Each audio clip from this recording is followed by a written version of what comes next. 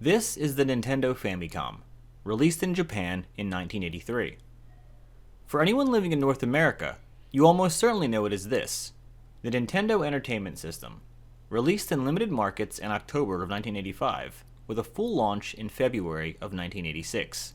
It single-handedly ushered in a new era of gaming the world over. But did you know that this is also a NES? The NES-101, the top loader. You know, I always assumed it was common knowledge, and then I recently put all my Nintendo consoles out on display in the basement, and not one, but two of my friends made a comment about this being some kind of knockoff Nintendo while pointing at it. So what is this thing? Why is it not as well known as its older brother? Let's dive in. The NES-101, better known as just the top loader, was released in 1993. This date is significant for two reasons. One, this version of the NES was released a full 8 years after the original model, a very long time by today's standards. And two, the Super Nintendo, the successor to the NES, released 2 years prior in 1991. You might be asking yourself, why would Nintendo release a revised version of the NES at this point? The answer isn't as complicated as you might think. Nintendo is a company. Companies like to make money. At this point, the NES was still wildly popular, and it had a huge install base.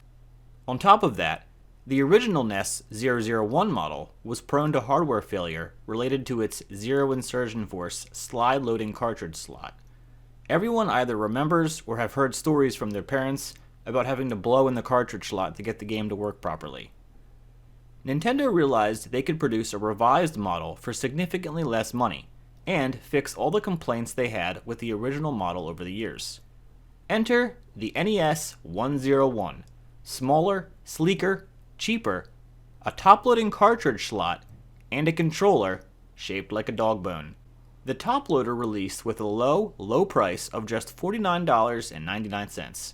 For comparison purposes, the Super Nintendo at this time was $199.99, $200. Kids wanted to play games, and for a lot of families, $199 in 1993 was a hard pill to swallow. $50, however, was affordable, and it was still a Nintendo with an insane library of games. So what made the revision so inexpensive? A number of things, all added together. It's smaller. The 8-bit tech was quite old at this point, thus easier and less expensive to produce. Removing the slide and push ZIF socket and replacing it with a simple drop-in cartridge slot, thus having less parts, saved money. The RCA composite video outputs and audio jacks were removed, limiting this version to RF out only. They even removed the LED power light. A penny saved is a penny earned, I guess. Most notably, though, they also removed the 10 NES authentication chip from the unit, which saves a decent chunk of change. This is significant because removing it made this version of the NES not have a region lock. That's right, Nintendo released a region-free version of the NES. It can even play unlicensed games. Crazy. As stated previously, the other notable change to this revision was the controller. Nintendo opted to use a more ergonomic design for the 101. The dog bone, as it's affectionately called, is rounded on both sides, similar to the Super Nintendo controller. The square, pointy design of the original NES controller was frequently cited as being uncomfortable after long periods of use. The dog bone also has its A and B buttons on an angle, also for ergonomic purposes. So that's it.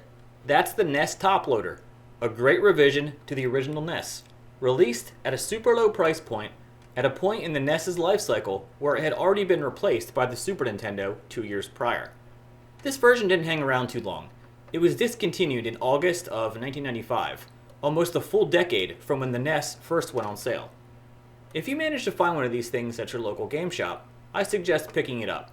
It's a cool part of Nintendo's history, and you'd be shocked how many people never even knew it existed. As always, a huge shout out to our patrons for making videos like this possible. They're appearing right there. If you like this video, consider tossing us a sub and a like. It's a huge help. Until next time, this is Steve from the Adventurers Guild, and we'll catch you with another one.